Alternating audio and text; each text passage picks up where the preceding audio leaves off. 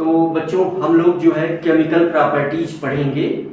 Chemical properties में जो है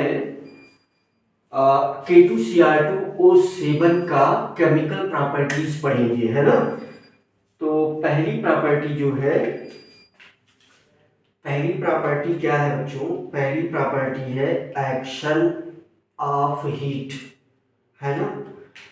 तो फर्स्ट प्रॉपर्टी है बच्चों एक्शन ऑफ हीट।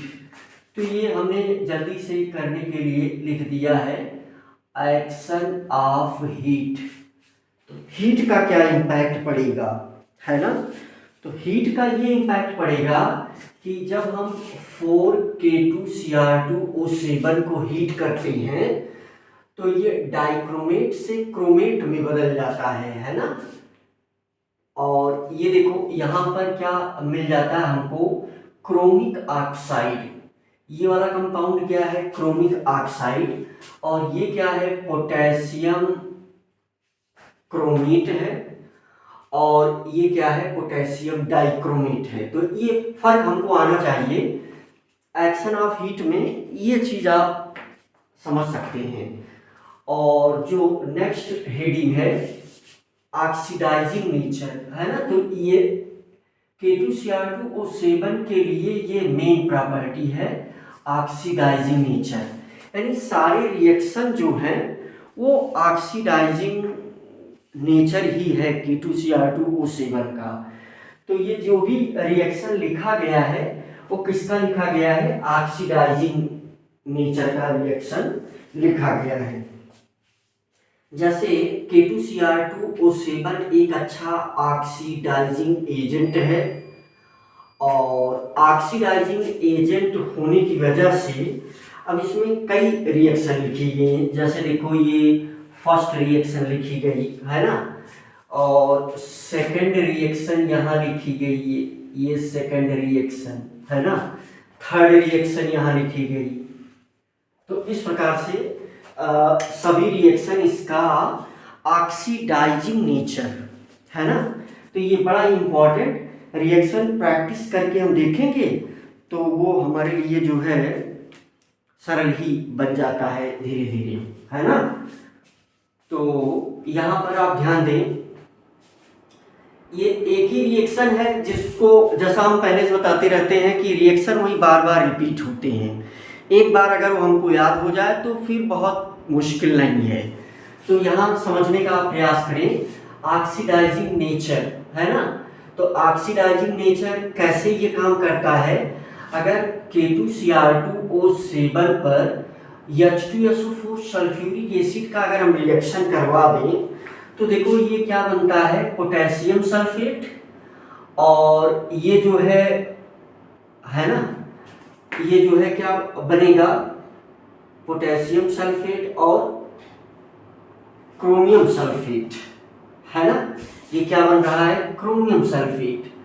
और ये H2O, ये जो निकल रही है 3O, इसे ही बोलते हैं हम नेसेंट ऑक्सीजन। नेसेंट ऑक्सीजन का मतलब होता है जो ऑक्सीजन ताजी बनी हुई हो, freshly prepared oxygen, that is known as nascent oxygen.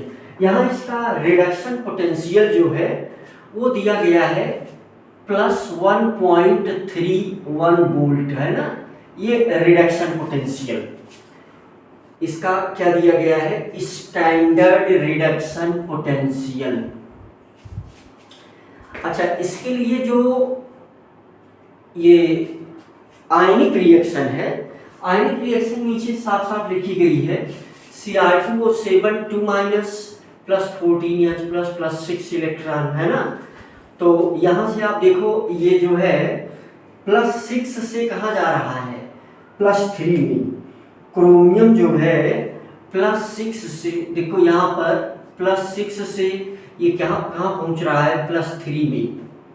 तो देखो क्रोमियम +6 से +3 में पहुंच रहा है। इसका मतलब कि ऑक्सीडेशन नंबर घट रहा है। ऑक्सीडेशन नंबर घटने को ही हम क्या बोलते हैं? रिडक्शन। इसीलिए इसका स्टैंडर्ड रिडक्शन पोटेंशियल दिया गया है ना। इसका नेचर कैसा है? ऑक्सीडाइजिंग नेचर है, ये दूसरे को ऑक्सीडाइज कर देता है ना।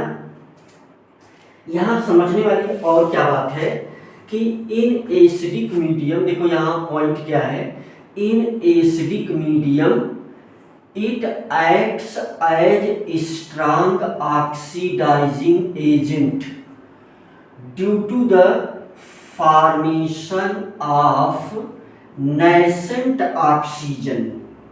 तो नेसेंट ऑक्सीजन बनने की वजह से ये बहुत अच्छा ऑक्सीडाइजिंग एजेंट के जैसा काम करता है ना। तो कैसे हम जो है ये कैसे काम करता है? ऐसे ही जैसे, क्योंकि देखो इसका काम क्या है, दूसरे को ऑक्सीजन दे देना। K2Cr2O7 का फंक्शन क्या है? दूसरे कंपाउंड को ऑक्सीजन दे देना। तो कैसे ऑक्सीजन दे देगा? जब यहां से ऑक्सीजन निकलेगी तभी देगा। तो ऑक्सीजन क्यों निकलेगी? 4H2SO4 का जब रिएक्शन होगा तो ऑक्सीजन निकलेगी, और ऑक्सीजन जो ऑक्सीजन ये निकल रही है वही दूसरे को ये देता है, इसीलिए ऑक्सीडाइजिंग एजेंट है। अब देखो यहाँ पर हमने कैलकुलेट किया है, ये लिखा गया है इक्विवेलेंट वेट ऑफ K2Cr2O7। देखिए पोटेशियम का मोलर मास है 39, क्रोमियम का 52, ऑक्सीजन का 16। तो ये जो लिखी गई क्वांटिटी है क्या है? Equivalent weight of potassium dichromate. कैसे कैलकुलेट किया जाता है? Molar mass upon change in oxidation number of chromium. Molar mass upon change in oxidation number of chromium, है ना। तो ये अगर आप जोड़ लोगे, 2 से 39 मल्टीप्लाई कर दो, 2 से 52 मल्टीप्लाई कर दो, 7 से 16 मल्टीप्लाई कर दो, तो ये सब ऐड करने पर आ जाता है 294। 6 से डिवाइड किया जाता है। क्यों 6 से डिवाइड किया जाता है? यही जो 6 इलेक्ट्रॉन पार्टिसिपेट कर रहा है, कि ये जो नंबर है ये यही वाला 6 है। एक चीज, या तो चेंज इन ऑक्सीडेशन नंबर भी आप सोच सकते हो कि चेंज इन ऑक्सीडेशन नंबर जो है वो भी 6 ही बनता है। जैसे यहाँ देखो, यहाँ क्रोमियम जो है वो किस में है? +6 में है, और यहाँ क्रोमियम +3 में है। तो देखो 2 क्रोमियम +3 में है, तो इसका मतलब देखो यहाँ से इसको मल्टीप्लाई करो, तो यहाँ पर इसको मल्टीप्लाई करोगे तो क्या आ जाएगा? 2 3 जा, ये 6 आ गया, और यहाँ भी 2 है, 2 6 जा, देखो ये भी 2 है, ये 2 है ना, ये 2 है, और 2 से 6 मल्टीप्लाई करो तो 12 हो जाएगा। तो ये आ गया 12 - 6 = +6। तो यही वाला +6 ये है जो यहाँ लिखा गया है, या तुम ये वाला 6 ले सकते हो, ये जो 6 इलेक्ट्रॉन है ये, है ना। तो ये वही 6 है। वो 6 कहाँ से आया? जैसे तुम्हारे दिमाग में चल सकता है कि गुरुजी वो 6 कहाँ से आ रहा है, इक्विवेलेंट वेट आप इसका क्यों निकाल रहे हैं? मैं फिर से आपको साफ साफ बता दूं, K2Cr2O7 का इक्विवेलेंट वेट काफ़ी इम्पॉर्टेंट है।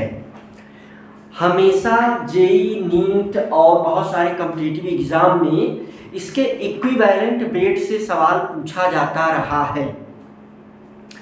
इक्विवेलेंट वेट का फार्मूला होता है किसी भी ऑक्सीडाइजिंग एजेंट के लिए molar mass of oxidant upon change in oxidation number, है ना। तो देखो ऑक्सीडेंट क्या है? K2Cr2O7 है, इसका मोलर मास क्या है? 294 है, इसमें चेंज इन ऑक्सीडेशन नंबर कितना है? 6 है। ये जो 49 आ जाता है, ये पोटेशियम डाइक्रोमेट का एसिडिक मीडियम में, देखो मीडियम चेंज होने से इक्विवेलेंट वेट बदल जाता है। तो ये एसिडिक मीडियम में पोटेशियम डाइक्रोमेट का 49 क्या है? इक्विवेलेंट वेट है। देखो मोटी मोटी बातें यहाँ पर कुछ और हैं। तो जैसे ईआरपी में मैं पिछले लेक्चर में बता चुका हूँ कि ईआरपी जब प्लस रहेगा तो इसका मतलब कि वो ऑक्सीडाइजिंग एजेंट है, और ईआरपी अगर माइनस रहेगा तो इसका मतलब वो रिड्यूसिंग एजेंट है। ऐसे यहाँ से हमारे साथ आप याद कर सकते हो। माइनस का मतलब रिड्यूस है ना, रिड्यूस का मतलब, रिड्यूस की हिंदी मीनिंग क्या होती है? कम होना। तो देखो ध्यान दो, अब यहाँ से कुछ हम रिएक्शन पढ़ेंगे 2-3 जो कि बहुत ही ज़्यादा इम्पोर्टेंट है और हर जगह पूछा जाता रहता है। बहुत सारी जगह ये लिखा जाएगा। आपके पास 2 ऑप्शन है कि इसे आप मान लो कि ये रिएक्शन बहुत बड़ी है और आप इसे ना पढ़ो ना लिखो तो ये आपको कठिन नजर आएगी। और हालांकि मैं जैसा बताता रहता हूँ वही रिएक्शन मैं बार बार लिखा हूँ और वही बार बार लिखी जाती है। 2-3-4 रिएक्शन है इसमें बस, है ना। तो एक बार ध्यान से देख लो, फिर आराम से समझ में आ जाएगा। मैं पूरा प्रयास करता हूँ आपको समझाने का। और भाई जो है, क्योंकि बहुत सारी जगहें वो रिएक्शन आती हैं तो अभी समझना इम्पोर्टेंट है। तो देखो पॉइंट क्या है, सम ऑक्सीडेशन रिएक्शंस इन्वॉल्विंग, देखो क्या लिखा गया है यहाँ पर, सम ऑक्सीडेशन रिएक्शंस, यहाँ ध्यान दो, some oxidation reactions involving acidified potassium dichromate are given below, है ना। तो कुछ ऑक्सीडेशन रिएक्शन जिसमें एसिडिफाइड पोटेशियम डाइक्रोमेट शामिल है वो नीचे दी गई है।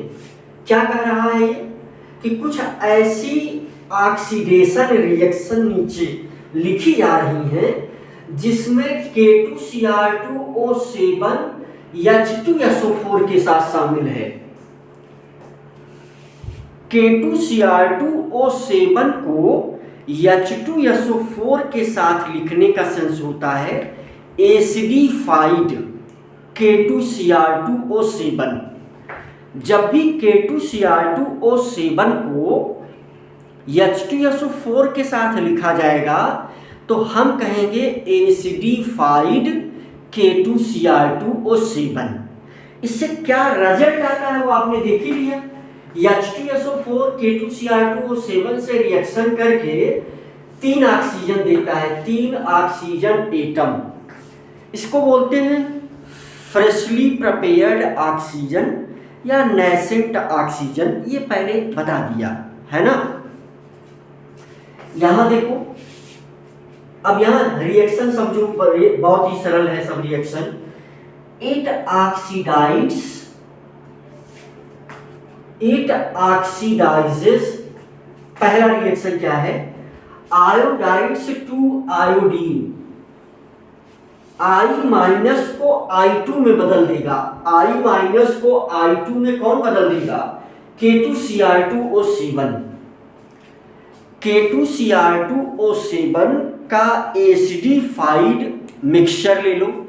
मतलब क्या कह रहा है वो, K2Cr2O7 ले लो और क्या ले लो, H2SO4 ले लो। फिर अगर इसका रिएक्शन आप I- से कराओगे तो वो उसको I2 में बदल देगा। I- कहाँ प्रेजेंट हो सकता है? किसी कंपाउंड के फॉर्म में प्रेजेंट हो सकता है, जैसे Ki के फॉर्म में प्रेजेंट हो सकता है ना, या HI के फॉर्म में प्रेजेंट हो सकता है ना। कंपाउंड I को जो है कंपाउंड NaI कंपाउंड में लो, हाइड्रोजन के साथ, एसिड के साथ ना लो। जैसे Ki के फॉर्म में हो सकता है ना, NaI के फॉर्म में हो सकता है ना, और RbI के फॉर्म में हो सकता है, रुबिडियम आयोडाइड, है ना, कैल्शियम आयोडाइड। तो ये इस प्रकार से हो सकता है। तो यहां देखो जैसे लिखा गया है रिएक्शन, I- को I2 में ये कैसे बदलेगा। पहले ये K2Cr2O7 4H2SO4 से रिएक्शन करेगा, जो पहले देखो फिर से मैं वही रिपीट कर रहा हूँ, मैं बहुत सारी रिएक्शन बार बार लिखा हूँ, इसमें घबराना जैसा कुछ है नहीं है, सरल बातें हैं सब। तो K2Cr2O7 H2SO4 से रिएक्शन करके 3 ऑक्सीजन ये दे देगा। अब ये याद कैसे होगा आपको, मैंने कुछ वो तरीका यहाँ पर आपको समझाना चाहा है कि कैसे ये याद हो जाएगा आपको आराम से, है ना। तो देखो, ट्वाइस Ki प्लस H2SO4 और ये ऑक्सीजन जो मिली है ये ऑक्सीजन, तो ये क्या बनाता है K2SO4 plus H2O plus I2। अब ऐसा रिएक्शन ये बनता है, ध्यान दो। देखो, लेकिन जब हमें बैलेंस रिएक्शन लिखना होता है तो देखो, जब K2Cr2O7 का रिएक्शन हो रहा है तो 3 ऑक्सीजन बन रही है। अब देखो, 2 Ki केवल एक ऑक्सीजन को यूज कर रहा है, 2 Ki एक ऑक्सीजन को यूज कर रहा है, लेकिन यहां कितनी ऑक्सीजन बन रही है, 3 ऑक्सीजन। इसीलिए देखो, नीचे वाले रिएक्शन में ये 3 से मल्टीप्लाई कर दिया गया, यहां 3 से क्या कर दिया गया है, मल्टीप्लाई कर दिया गया है ना। नीचे वाली रिएक्शन में 3, वो याद करने का तरीका है। वैसे तो सही बात यह है कि अब उसके नीचे जो रिएक्शन लिखी गई है ना, जहां 3 से मल्टीप्लाई किया गया है उसके नीचे जो रिएक्शन लिखी गई है K2Cr2O7 plus 7H2SO4 plus 6Ki 4K2SO4 plus Cr2SO4 thrice plus 3I2 plus 7H2O। अब अगर यही याद हो जाए आपको तो भाई बहुत आसान काम है। लेकिन ये याद कैसे होगा, ऊपर की 2 रिएक्शन के माध्यम से। ऊपर वाली जो 2 रिएक्शन लिखी गई है उसमें ये क्लियर कट दिख रहा है कि भाई एक मालिक्यूल जब K2Cr2O7 का एक मालिक्यूल H2SO4 से रिएक्शन करता है तो 3 ऑक्सीजन देता है, और 2 Ki मालिक्यूल को केवल एक ऑक्सीजन चाहिए।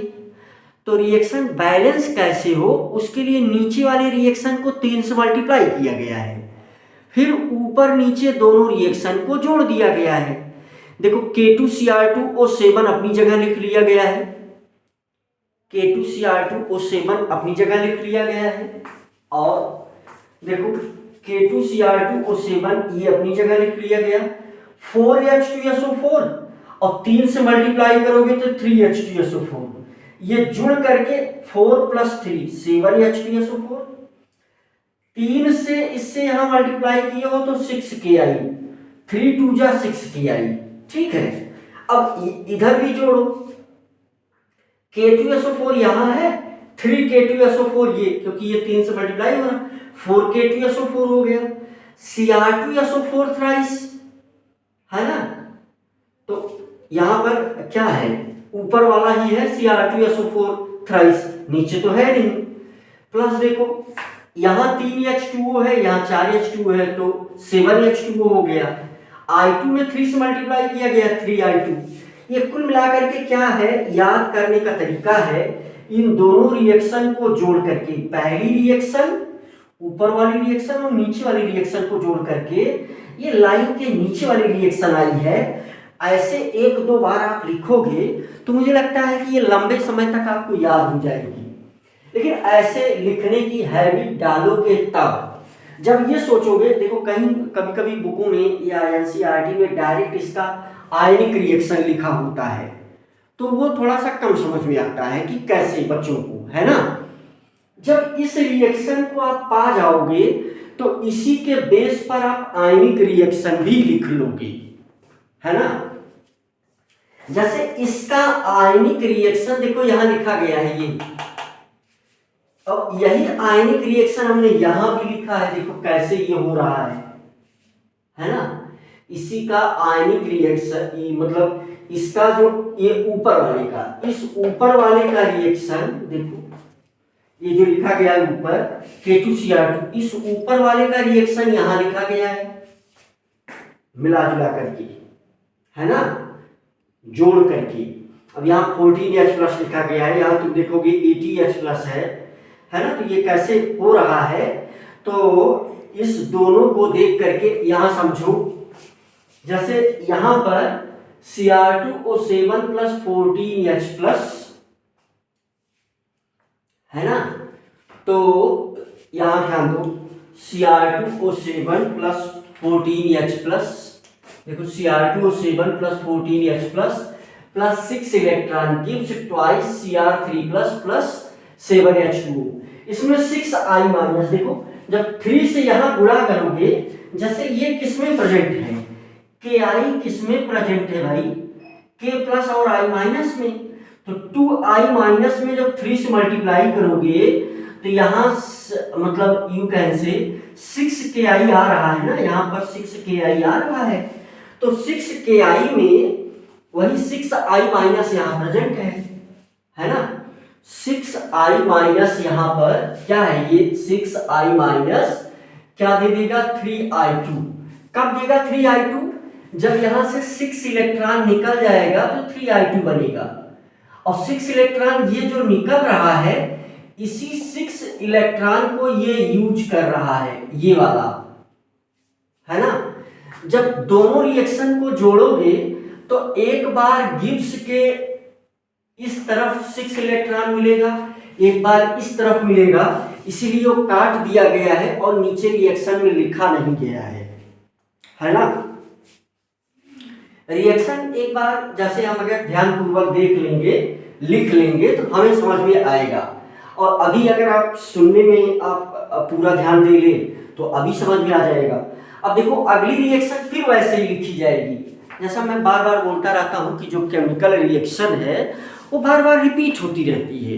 11th-12th में अगर हम देखें तो कुल मिला करके 50 रिएक्शन ही है, वही घूम फिर करके आता रहता है। लेकिन बच्चों को लगता है कि बहुत ज़्यादा रिएक्शन है, कैसे याद होगा। अगले रिएक्शन में भी देखो हम फिर रिएक्शन रिपीट करेंगे, कैसे रिपीट करेंगे, देखो यहाँ ध्यान से। हमारे पास अगला रिएक्शन क्या है, अगला रिएक्शन है फेरस आयन से जो है फेरिक आयंस में। K2Cr2O7 का क्या काम है, फेरस आयंस को फेरिक आयन में बदल देगा, फेरस आयंस को फेरिक आयन में बदल देगा, ये है ना। ये रिएक्शन अगला है सेकंड रिएक्शन, ये भी ऑक्सीडेशन रिएक्शन ही कही जाएगी। कैसे बदलेगा, ये देखो पुरानी वाली रिएक्शन जो यहाँ लिखा हमने, K2Cr2O7 plus 4H2SO4, K2SO4 Cr2SO4 thrice 4H2O3O, ये तो पहले ही लिखा गया था। अब देखो ट्वाइस FeSO4 और H2SO4, ये एक ही ऑक्सीजन लेगा, यानी 2 FeSO4 केवल एक ऑक्सीजन यूज करता है, तो ये बना लेता है Fe2SO4 थ्राइस और H2O। अब चूंकि इस वाले में 3 ऑक्सीजन आया है, तो तीनों कैसे यूटिलाइज होंगे, तो 2 FeSO4 एक ऑक्सीजन लेगा, तो 6 मीन्स 3 से मल्टीप्लाई कर देंगे तो ये तीनों ऑक्सीजन ले लेगा। तो बैलेंस रिएक्शन कैसे लिखेंगे, दोनों को जोड़ दिया जाएगा। देखो K2Cr2O7 अपनी जगह आ गया, फिर देखो 3H2SO4, इसकी वजह से 3H2SO4 प्लस 4H2SO4, ये 7H2SO4 आ गया, 3 2 जा 6 FeSO4 आ गया, है ना। गिव्स नीचे क्या आ गया, ये देखो K2SO4 आ गया, फिर Cr2SO4 थ्राइस आ गया, फिर 3 से यहां मल्टीप्लाई होगा तो 3Fe2SO4, और यहां देखो 3H2O यहां है, ऊपर 4H2O, 4H2O प्लस 3H2O, तो ये 7H2O है ना, ये 7H2O। इसी का जो है, इसी का आयनिक रिएक्शन ये लिखा गया है, आयनिक रिएक्शन। यही जो ऊपर वाली रिएक्शन पूरी लिखी गई है भाई, पूरी रिएक्शन यहां से लेकर के यहां तक है ना ये, तो इस पूरी रिएक्शन का जो है आयनिक रिएक्शन ये लिखा गया है कैसे होता है।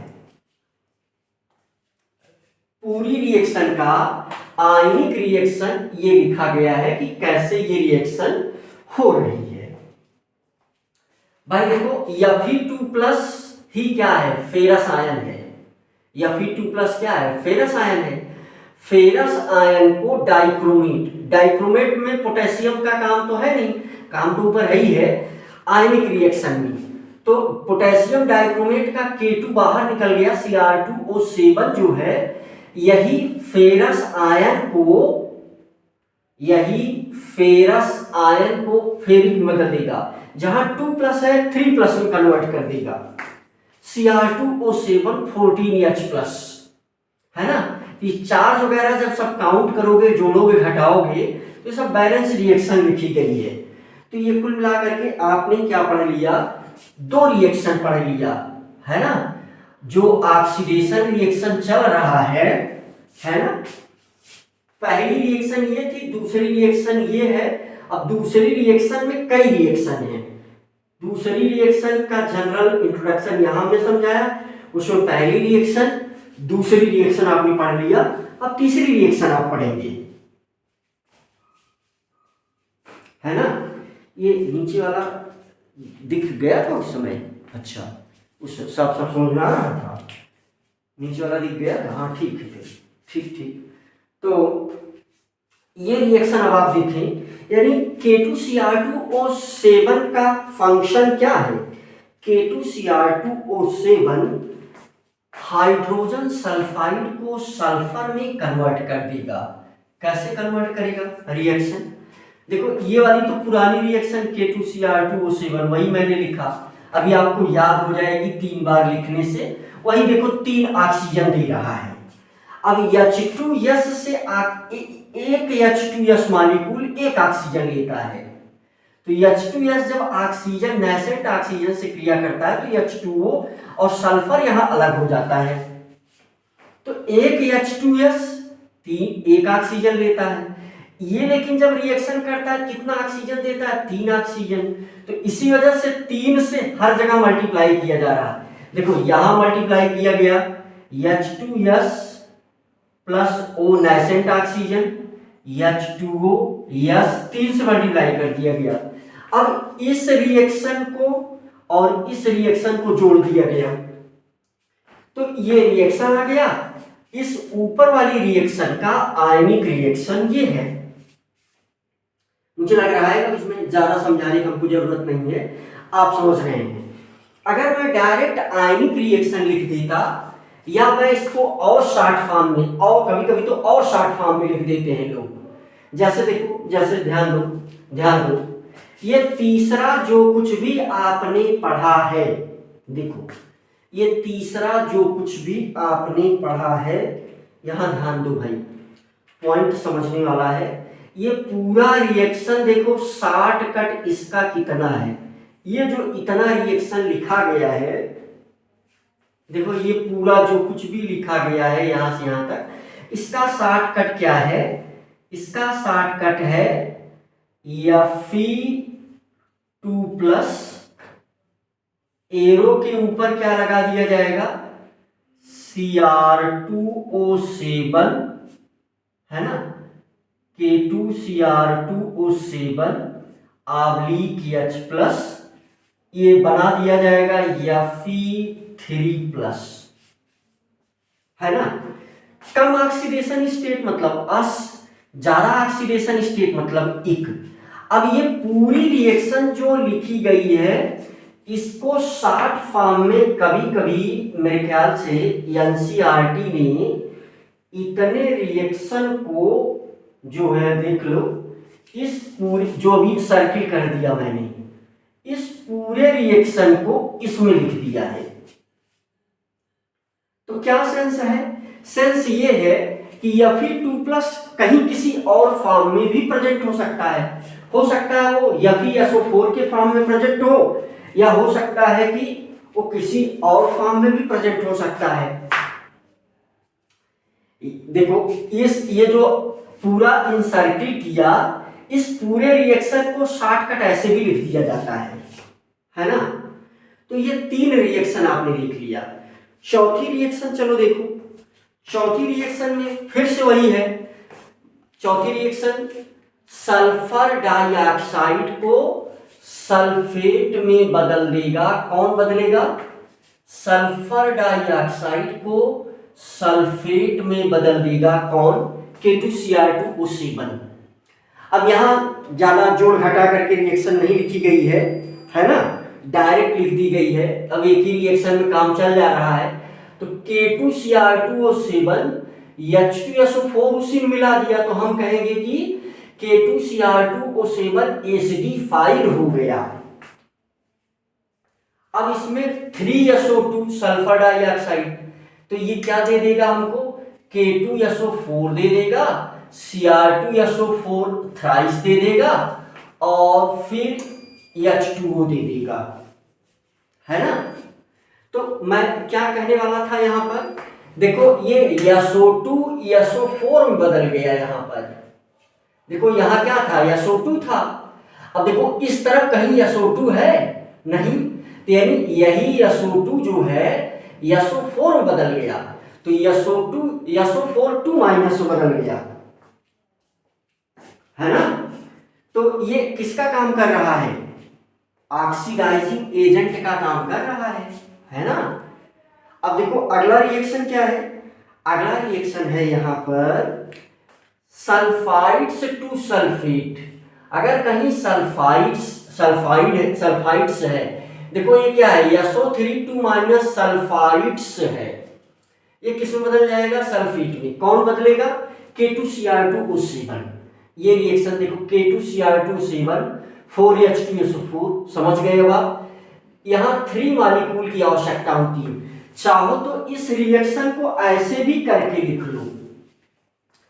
तुम्हें ये चाहिए कि, क्योंकि अब शॉर्ट फॉर्म में करके लिख दिया गया है ना, तुम्हें ये चाहिए कि इस रिएक्शन को जो मैं इनसर्किल कर रहा हूं, इस पूरे रिएक्शन को आप इस फॉर्म में लिखो।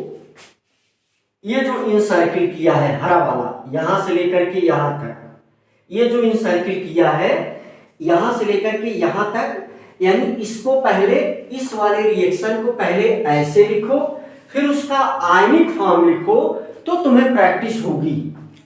शुरू में आपको उलझन लगेगी, लेकिन बार बार अलग अलग लिख करके साफ साफ जब लिखोगे तो साफ साफ सब कुछ दिखने लगेगा, है ना। आगे देखो, यहां पर SO2 को जो है ना, K2Cr2O7 का फंक्शन क्या? अगली रिएक्शन है ना, छठी रिएक्शन, K2Cr2O7 SO2 को सल्फ्यूरिक एसिड में बदल देता है ना। देखो K2Cr2O7 plus H2SO4 plus SO2, ये क्या है? SO2, इसको किस में बदल दिया? सल्फ्यूरिक एसिड, है ना, H2SO4 में बदल दिया। ये K2SO4 सल्फ्यूरिक एसिड यानी सल्फेट में, है ना, K2SO4 plus Cr2SO4 thrice plus H2O, है ना, Cr2SO4 थ्राइस प्लस H2O। तो SO2 को सल्फ्यूरिक एसिड सल्फेट में बदल दे रहा है, एसिडिफाइड जब ये इसके साथ हो रहा है। रिएक्शन देख लो, बैलेंस है ना।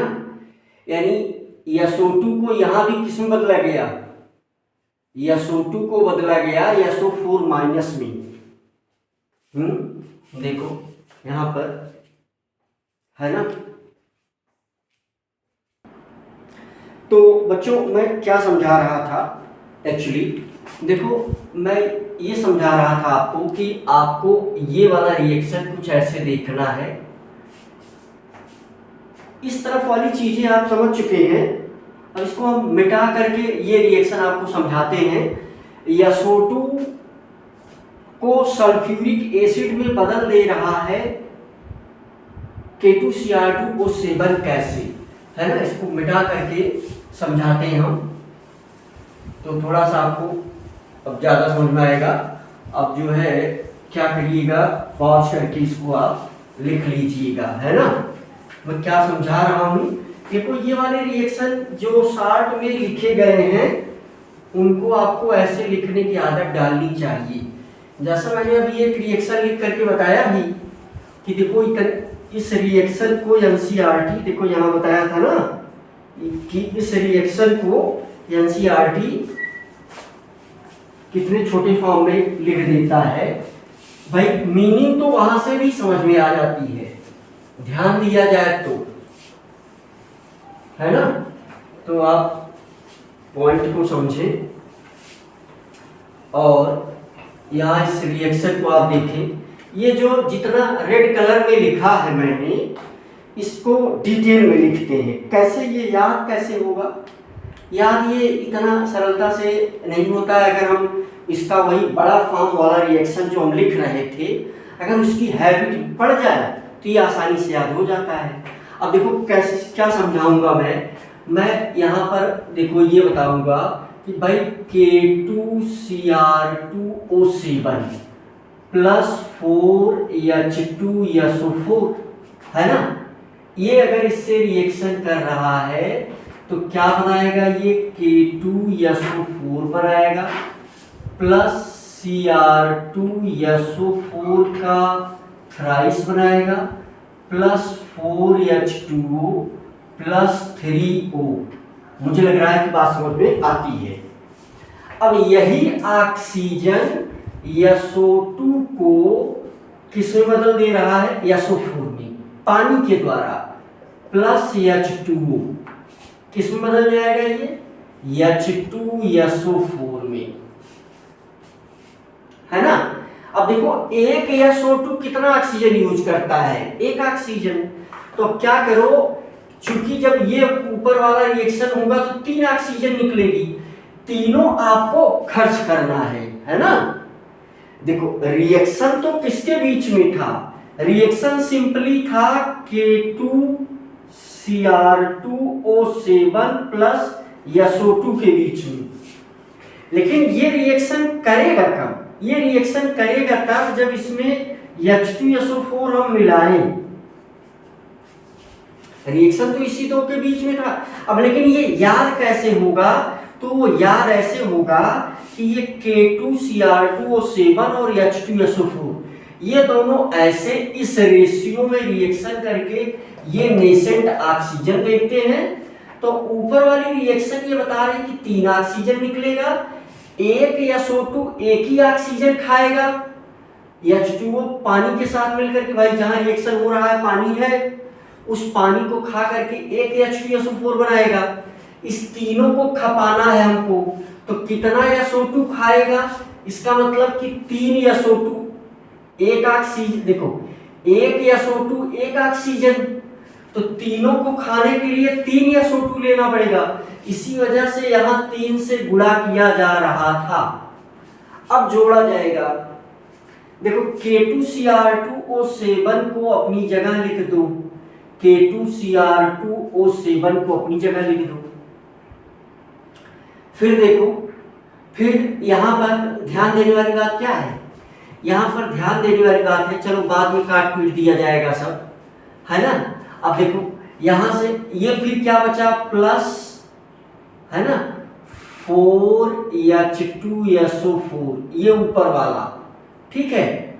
अब ये देखो ये सब जोड़ करके लिखा जाएगा, 3 से गुणा करो, प्लस 3SO2 प्लस 3O। समझ गए? ये रिएक्टेंट वाला मामला लिख लिया गया। प्रोडक्ट वाला चलो लिखो, यहां एरो लगा देते हैं। तो प्रोडक्ट वाला क्या लिखोगे? प्रोडक्ट वाला लिखोगे K2, है ना, K2SO4 plus Cr2SO4 thrice, Cr2SO4 thrice plus 4H2O plus 3O, है ना। और प्रोडक्ट में क्या आ रहा है? यहां से गुणा करोगे तो प्लस 3H2SO4 भी यहां आ रहा है, प्लस इससे गुणा करके ये भी तो प्रोडक्ट में है, 3H2SO4 आ रहा है। अब भाई एक एक चीज देखते रहो हाथ से। देखो प्रोडक्ट में भी ये रिएक्टेंट है, ये प्रोडक्ट बना, इसी में अब जो कॉमन बातें होंगी दोनों उसको काट दिया जाएगा। देखो रिएक्टेंट में 3O है, यहां भी 3O है, कैंसिल। ठीक है, देखो ऊपर ऊपर देखो, ऊपर वाले में यहां देखो एक चीज ये नहीं लिखा गया, 3 से यहां मल्टीप्लाई करते तो ऊपर एक चीज और मिस किया हमने। देखो 3 से यहां मल्टीप्लाई करते तो देखो 3SO2 यहां लिख दिया, देखो 3O लिख दिया, लेकिन 3H2O नहीं लिखा, तो यहां लिखो प्लस 3H2O, है ना। देखो ध्यान से, तो मैं क्या समझा रहा हूं, मैं ये समझा रहा हूं कि 3H2O ये रिएक्टेंट में अगर खत्म हो जाएगा तो 3H2O प्रोडक्ट में भी खत्म होगा, तो यहां बचेगा कितना, बचेगा केवल एक H2O, है ना। और देखो ध्यान से, देखो अगर 4H2SO4 कहाँ है, रिएक्टेंट में है, और 3H2SO4 कहाँ मिल रहा है, प्रोडक्ट में, तो 3H2SO4 ये खत्म हो जाएगा, यहां क्या बचेगा, H2SO4।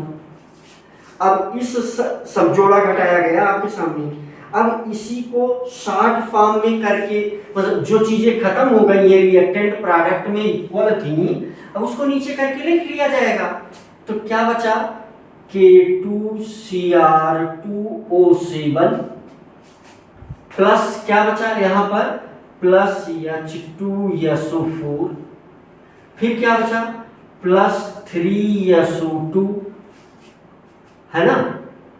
नीचे क्या बच रहा है, नीचे गिव्स K2SO4 प्लस Cr, देख लो K2SO4 प्लस, है ना, दिख रहा है साहब साहब, प्लस Cr2SO4 थ्राइस, ठीक है, प्लस देखो ये लिख लिया, ये लिख लिया, ये खत्म ही हो गया है, इसकी जगह बचा हुआ है H2O प्लस H2O। अब देखो ध्यान से, रेड कलर में जितना, देखो यहाँ ये वाली रिएक्शन मिलाओ, फिर से देखो एक बार, यहां रेड कलर में ये वाली चीज जितनी लिखी गई है केवल इतना, है ना, इसको मिलाओ, इस वाले देखो SO2 को किसी बदल रहा, सल्फ्यूरिक एसिड में, ये रिएक्शन मिलाओ, देखो ये K2Cr2O7 यहां लिखा गया, प्लस H2SO4, ये H2SO4 प्लस 3SO2 गिव्स, देखो gives K2SO4 Cr2SO4 thrice plus H2O, तो ये इतना वाला पार्ट इतने में लिखा गया है। ये ऐसे अगर आप लिखोगे तो ये याद होगा, यानी कॉन्फिडेंस आएगा। और डायरेक्ट अगर ऐसे लिखोगे, देखो बहुत सारा रिएक्शन हमने ऐसे लिख करके दिखाया, फिर इसको लिखा, है ना, नोट कर लो, ये वाला जो है पास करके अपना नोट कर लेना। अब हम जो है अगले रिएक्शन की बात करेंगे, अब रिएक्शन नंबर 7 पर हम आ गए, है ना। तो मुझे लग रहा है कि अब तुम पॉज करके आओगे, हम अगल बगल मिटा देंगे, तुम्हें थोड़ा और अच्छा हो सकता है दिखिए, है ना। चलो यहां तक हमने आपको पढ़ा दिया ये वाला।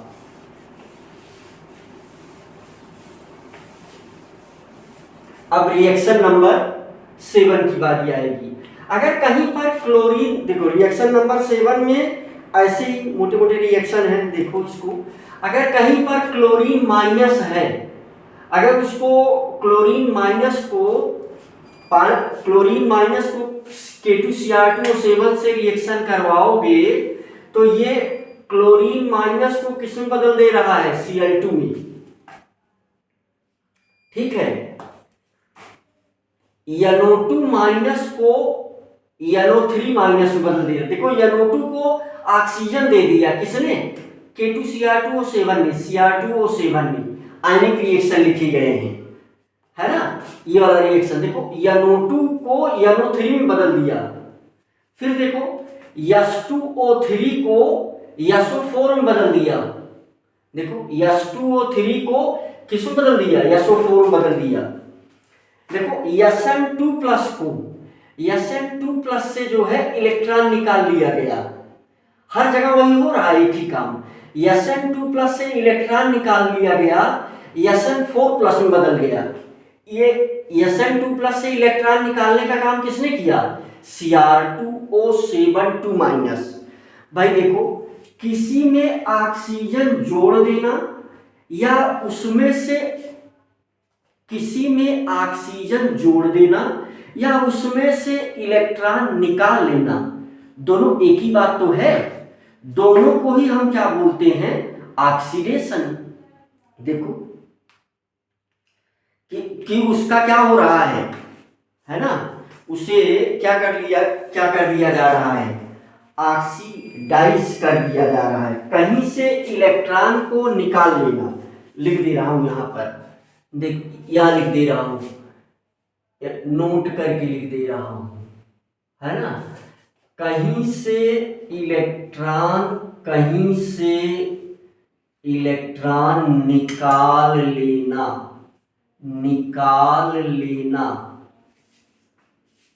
या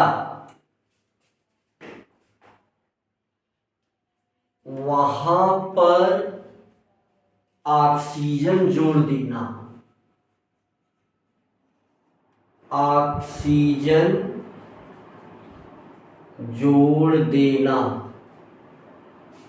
दोनों को क्या बोलेंगे, दोनों को ऑक्सीडेशन बोला जाता है।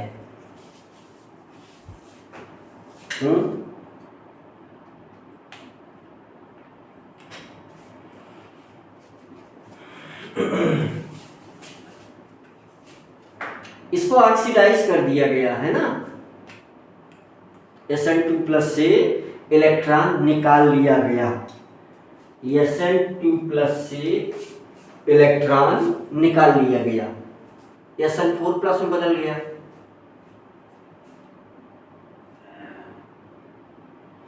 चलो देखो आगे बहुत अब कुछ सरल बातें हैं। अब जो मेन रिएक्शन थे वो कुछ इसी प्रकार से थे, कुछ और भाई रिएक्शन तो मिलेंगे इसमें कंपाउंड में, कुछ और रिएक्शन है उनको हम लोग देख लेते हैं फटाफट। यहाँ देखो, ये जैसे यहाँ लिखा है प्राइमरी एल्कोहल को पहले एल्डिहाइड में फिर एसिड में बदल देता है।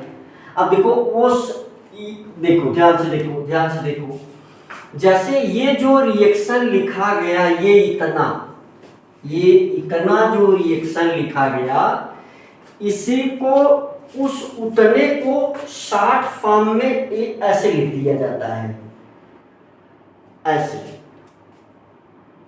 वो रिएक्शन, ये रिएक्शन और ये जो ये लिखा गया दोनों बराबर है, देख लो, यही मीनिंग है। तो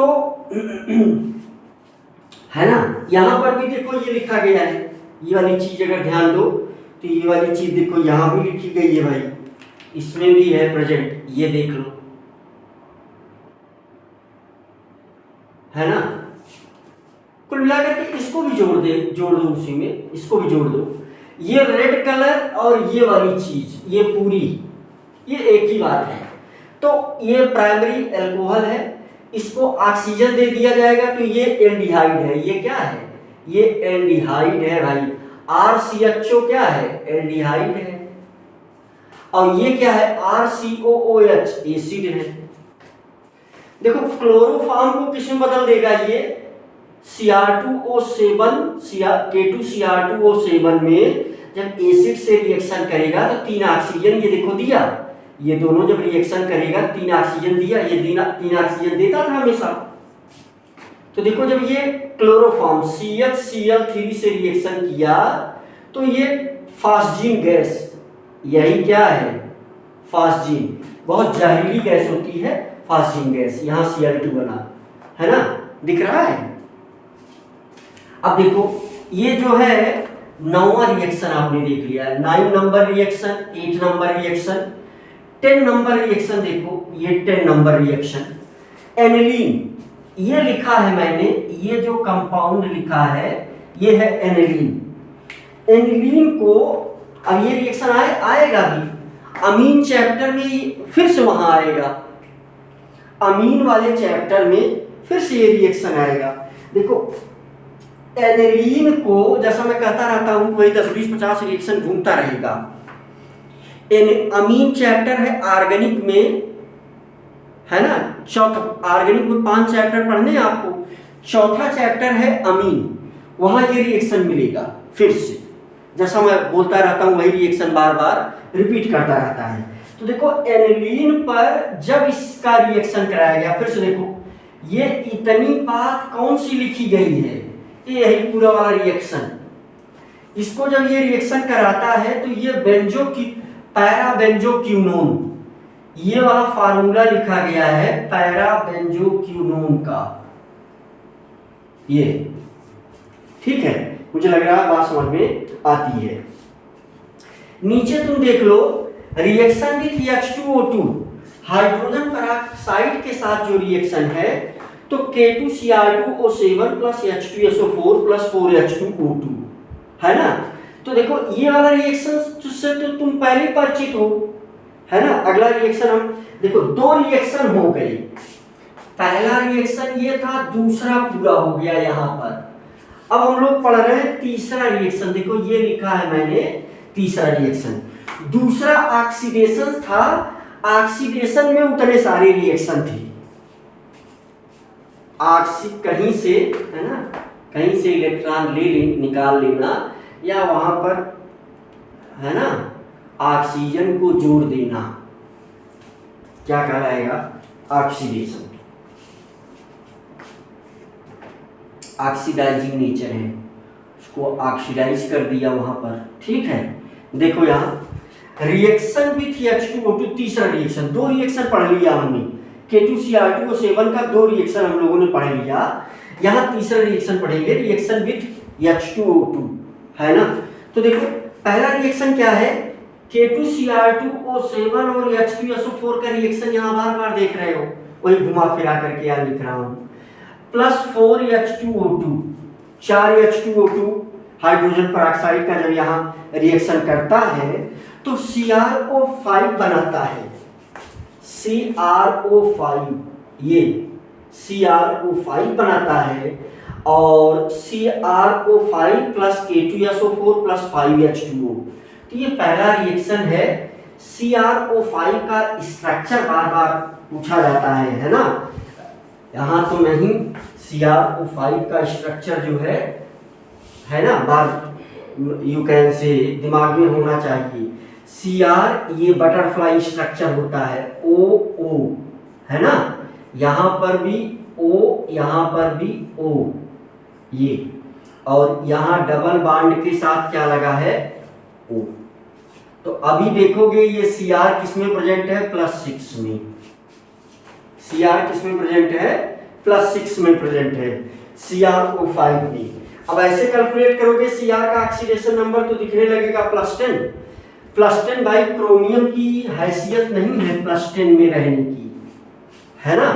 तो ये K2Cr2O7 प्लस 6H2O2 अगर ऐसा रिएक्शन करता है तो देखो एक यहाँ ये कंपाउंड बनाता है, ट्वाइस KCrOO2, है ना। तो ये कंपाउंड यहाँ है, प्लस 5H2O ऑक्सीजन निकलता है। तो ये कुछ रिएक्शन हम लोगों ने देख लिया, 3 रिएक्शन देख लिया। तो कुछ और रिएक्शन हैं, उनको भी आओ हम लोग फटाफट कर लेते हैं, है ना, क्योंकि आज जो है हम लोग इसको समाप्त कर लेते हैं। पोटेशियम डाइक्रोमेट, फिर पोटेशियम परमैंगनेट भी ऐसे ही बचेगा। अब है सरल, एक बार लिखना पढ़ना तो पड़ेगा, है ना। तो बच्चों कुछ और रिएक्शन जो है हम लोगों ने 3 रिएक्शन पढ़ लिए थे, कुछ और रिएक्शन है बच्चों, ये 13 रिएक्शन है कुल मिलाकर के इसमें। तो बार बार ये रिएक्शन रिपीट होंगे और आपको बहुत सारी जगहों में ये रिएक्शन मिलेंगे, है ना। तो जल्दी से इसको हम लोग समाप्त कर लेते हैं। जैसे ये पहला रिएक्शन है, ये बहुत जगह पूछा जाता है, वेरी इंपॉर्टेंट है ना, ये जो है बहुत ज़्यादा इम्पोर्टेंट है, मैं बार बार बता दे रहा हूँ। ये चीज जो है बहुत ज़्यादा इंपॉर्टेंट है। क्रोमिल क्लोराइड टेस्ट जो है ये इंपॉर्टेंट है। क्रोमिल क्लोराइड टेस्ट क्यों किया जाता है? तो this test is performed to detect Cl minus ions present in any sample. किसी सैंपल में क्लोराइड आयन के प्रेजेंस, भाई कोई सैंपल हमें अननोन गिवन है, उसमें क्लोराइड आयन प्रेजेंट है कि नहीं, उसीलिए ये टेस्ट किया जाता है। और ये बार बार आपसे पूछा जाएगा, एग्जाम से लेकर के हर जगह तक ये बहुत ज़्यादा पूछा जाता है, वेरी इंपॉर्टेंट।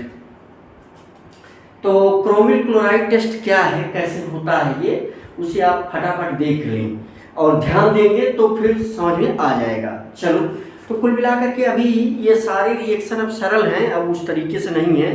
तो अगले 10 मिनट में हम सब रिएक्शन खत्म कर लेंगे। तो आप जो है लिखें ना, अगर सुन लेंगे तो सब समझ में आ जाएगा कुछ ना कुछ। तो यहाँ ध्यान दें आप। तो रिएक्शन क्या होगी कि K2Cr2O7 अगर NaCl के साथ रिएक्शन करेगा और 6H2SO4, यही एसिडिफाइड, यहाँ NaCl में क्या प्रेजेंट है, Cl माइनस, है ना। तो ये लिखना नहीं, तो समझाने के लिए लिख रहा हूँ। लिखना वही है जो पहले से आपने लिखा है, या उसमें कुछ जरूरी पॉइंट और मेंशन कर दिया तो, है ना।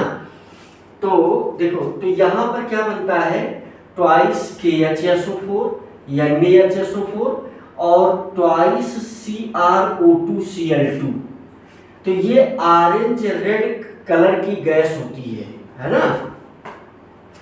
तो ये जो है क्या होती है, ऑरेंज, यही है क्रोमिल क्लोराइड, इसी को क्या बोलते हैं, क्रोमिल क्लोराइड।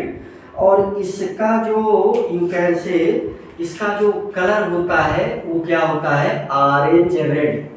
अब इसी ऑरेंज रेड गैस को, है ना, देखो अगर भाई चाहे NaCl के फॉर्म में प्रेजेंट हो, देखो ये रिएक्शन और ये रिएक्शन सेम ही है भाई। NaCl में भी Cl माइनस प्रेजेंट है, KCl में भी Cl माइनस प्रेजेंट है।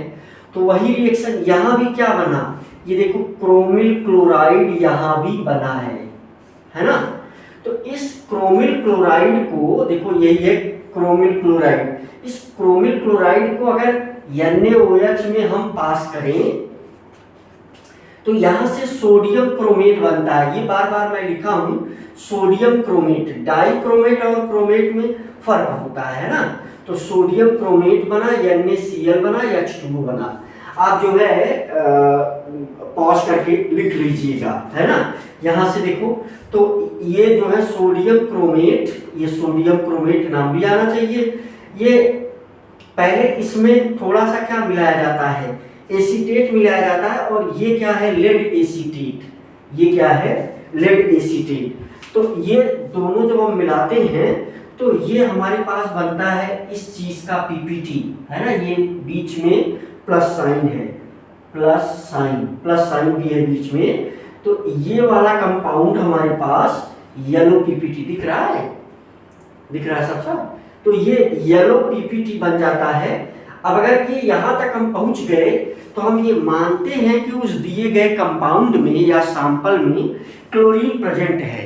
भाई देखो, केमिस्ट्री की सारी प्रोसेसेस, अगर बच्चों को ये बात बता दी जाए कि भाई वैज्ञानिकों ने कितनी मेहनत करके ये सारी चीज़ें बनाई हैं, तो उनको ये पढ़ने में बहुत आसान लगेगा। ये तो उनको ये इसलिए कठिन लगता है, उनको पता नहीं कि छोटी छोटी चीज़ के लिए कितना ज़्यादा मेहनत लगती है ना। सिर्फ कहीं किसी सैंपल में, आपके भोजन में या पानी में या कहीं भी अगर क्लोरीन प्रेजेंट है तो उसे टेस्ट कैसे करते हैं, उसका एक बेहतरीन टेस्ट ये है। तो ये आपको याद होना चाहिए। यहाँ मैंने जैसा कि आपसे एक बार फिर से कहा कि आप तेजी से देखते रहें, बाद में पॉज कर लीजिएगा। तो जो मैं अंडरलाइन वगैरह कर रहा हूँ, मतलब बार बार आप जहाँ समझे पॉज करके फिर से आगे पीछे चला करके लैंग्वेज सुनेंगे तो याद हो जाएगा। तो अभी अगले 10 मिनट में मैं सारे रिएक्शन खत्म कर लूँगा, तो कोशिश करें आप सुने ध्यान से, है ना। मैं ये मान के चल रहा हूँ कि आप लिखना बंद करके आप सुन रहे होंगे, है ना, ध्यान से। देखो अगला रिएक्शन क्या है, एक्शन ऑफ अल्कलीज। अल्कली का मतलब होता है KOH। KOH से जब रिएक्शन बनेगा तो ये पोटेशियम क्रोमेट बनता है ना। अब देखो ये क्या मतलब है कि ये CrO4 कहाँ से मिला होगा, यहीं से मिला होगा। 2K2 निकल जाने के बाद यही मिला होगा। तो 2H प्लस का रिलेशन ऐसा है अल्कली और एसिड के साथ, है ना, ये ऊपर और नीचे। अल्कली के प्रेजेंस में ये इसमें कन्वर्ट हो जाएगा और एसिड के प्रेजेंस में ये इसमें कन्वर्ट हो जाएगा। देखो ये क्रोमेट है, ये डाइक्रोमेट है, इस फर्क को समझो। ये क्रोमेट है और ये डाइक्रोमेट है। देखो इसको लिखो, ये क्रोमेट फॉर्म में है, ये डाइक्रोमेट फॉर्म में है, ठीक है। तो ये कैसे चल रहा है एसिड और अल्कली का। अगला रिएक्शन देखो, रिएक्शन विथ H2SO4। देखो यहाँ रिएक्शन वगैरह में थोड़ा सा ज़्यादा गर्म कर देना, थोड़ा हल्का गर्म करना, एसिड ज़्यादा मिला देना, एसिड कम मिला देना, ये छोटी छोटी प्रोसेस से पूरा सब कुछ बदल जाता है। अब यहाँ ध्यान दो, जैसे देखो ये वाला रिएक्शन कितनी बार आपने पढ़ा है, ये K2Cr2O7 और H2SO4 का बहुत बार भी हमने लिखा। लेकिन अगर ये K2Cr2O7 का कोल्ड कांक मतलब कंसंट्रेट सॉल्यूशन हो और H2SO4 का अमाउंट देख रहे हो कम ही है, यानी इक्वल रेशियो है, रेशियो यहाँ क्या है, इक्वल है। अगर ऐसा किया जाए तो यहाँ CrO3 बनता है। देखो बड़ा इंपॉर्टेंट कंपाउंड, इसका रेड क्रिस्टल होता है ना। इसका ये रेड क्रिस्टल CrO3 का ये हाइग्रोस्कोपिक होता है और डेलिक्वेशेंट होता है। हाइग्रोस्कोपिक और डेलिक्वेशेंट दोनों सेम बातें हैं, कल इसकी मीनिंग बताया है। देखो रिएक्शन विथ HCl के साथ रिएक्शन देख लो। अगर हम थोड़ा सा ज्यादा गर्म करेंगे तो कांक HCl रहेगा ये, तो इसके साथ देखो ये कंपाउंड बन रहा है CrCl3 बन रहा है और Cl2 गैस निकल रही, दिख रहा है ये नीचे देख लो, तो ये Cl2 गैस निकल रही है और CrCl3 फिर से देख लो, रिएक्शन विथ HCl। एक कांक अगर HCl लेंगे हम तो ज्यादा गर्म करेंगे तो CrCl3 और Cl2 गैस निकलेगी। लेकिन अगर यही चीज हम थोड़ा गर्म करेंगे, बहुत थोड़ा सा, हम क्या लिखते हैं इसको, वार्म लिखते हैं, बहुत थोड़ा सा अगर गर्म करेंगे तो देखो ये वाला कंपाउंड बन जाता है ट्वाइस KCrO3Cl, है ना, प्लस H2O। अगला रिएक्शन देखो, रिएक्शन विथ लेड नाइट्रेट। तो लेड नाइट्रेट में भी देखो दो रिएक्शन है। लेड नाइट्रेट में अगर यहाँ पर हम गर्म करते हैं, हीट करते हैं, है ना, हीट करते हैं तो देखो ये क्रोमेट बन रहा है, ये वाला लेड क्रोमेट। देखो ये लेड क्रोमेट यही यहाँ पर भी बना है, यहाँ पर भी बना है, दिख रहा है, ये वाला दिख रहा है। तो यही जो है ये देखो यहाँ पर भी बना है और KNO3 और ये। लेकिन अगर हल्का वार्म करते हैं, है ना, थोड़ा सा गर्म करते हैं तो ये देखो डाइक्रोमेट, ये लेड क्रोमेट है, ये लेड डाइक्रोमेट है। बार बार क्रोमेट और डाइक्रोमेट में फर्क समझाया जा रहा है। देखो रिएक्शन विथ K2CO3 से रिएक्शन ये K2CrO4 बन रहा है, ठीक है, K2CrO4 बन रहा है। रिएक्शन लिखो, बार बार समझो। देखो यहाँ क्या है, रिडक्शन विथ कार्बन, कार्बन के साथ अगर रिडक्शन कराया जाए, क्या रिएक्शन है, रिएक्शन क्या है, K2Cr2O7 प्लस 3 कार्बन के साथ H2O का रिएक्शन है। अगर इसे थोड़ा हम हीट कर दें तो Cr2O3 plus twice KOH plus twice CO, carbon monoxide निकल रही है। यहाँ अगला रिएक्शन देखो, रिएक्शन विथ NH4Cl के साथ अगर हम थोड़ा सा हीट कर दें तो Cr2O3 बन रहा है, KCl बन रहा है, H2O, N2 गैस यहाँ निकल रही है, ठीक है। Formation of chrome alum, chrome alum का फॉर्मेशन कैसे होता है, देखो K2Cr2O7 plus H2SO4 plus 3CO2, 60 Celsius गर्म कर दिया गया, K2SO4 Cr2SO4 thrice plus H2O। अब यही H2O का अमाउंट बढ़ करके देखो, यही वाली चीज जो है फिर से नीचे लिखी गई है। H2O ज्यादा अमाउंट लेकर के ये क्रिस्टल बना लेगा, तो ये इसे बोलते हैं हम क्रोम एलम। इसे ही क्या बोलते हैं हम? Chrome alum. ये क्या लिखा गया है? Chrome alum. यहाँ डाट लगाया गया है, प्लस साइन नहीं लगाया गया है। यहाँ पर भी डाट है भाई, और यहाँ पर भी डाट है, ठीक है, ये बात समझना। यहाँ पर देखो ये रिएक्शन है, रिएक्शन विथ K4 या FeCl6। अब इसमें क्या इंपॉर्टेंट कंपाउंड है? पोटेशियम साइनेट बनता है, ये इंपॉर्टेंट कंपाउंड है। ये जो है यहाँ पर ये वाला Fe+2 में है, ये +3 में है, ठीक है, +2 में है और +3 में है, तो ये मामला है। तो ये रिएक्शन हम लोगों ने देख लिया किस चीज का। अब बार बार जो शब्द आपको मिस हो रहा हो तो आप उसको पॉज करके वीडियो को ऊपर नीचे करके आवाज़ सुनेंगे आप, तो फिर आपको आराम से ये याद हो जाएगा। तो ये हम लोगों ने पढ़ लिया रिएक्शन। इसको कभी कभी देखिए, मैं अगर NCERT को थोड़ा सा फॉलो करता तो मैं इस पूरे रिएक्शन को जो 1 घंटे में आपको पढ़ाया और सारी ज़रूरी बातें बताने का प्रयास किया, इसको कभी कभी लोग 2 ही मिनट में पढ़ा देते हैं, है ना। केवल वही शॉर्ट फॉर्म में लिख करके कि इसमें कन्वर्ट हो गया, ये इसमें कन्वर्ट हो गया, और मैं भी चाहता तो 10-15 मिनट में पढ़ा देता। लेकिन ये पूरा रिएक्शन भाई इसी फॉर्म में है। इस फॉर्म में पढ़ने से थोड़ा सा हमको ज़्यादा क्लियरिटी होती है, ज़्यादा हम कॉन्फिडेंट होते हैं, ज़्यादा समझ में आता है, ठीक है। तो अगले लेक्चर में हम पूरी कोशिश करेंगे कि KMnO4 कंप्लीट हो जाए, राइट।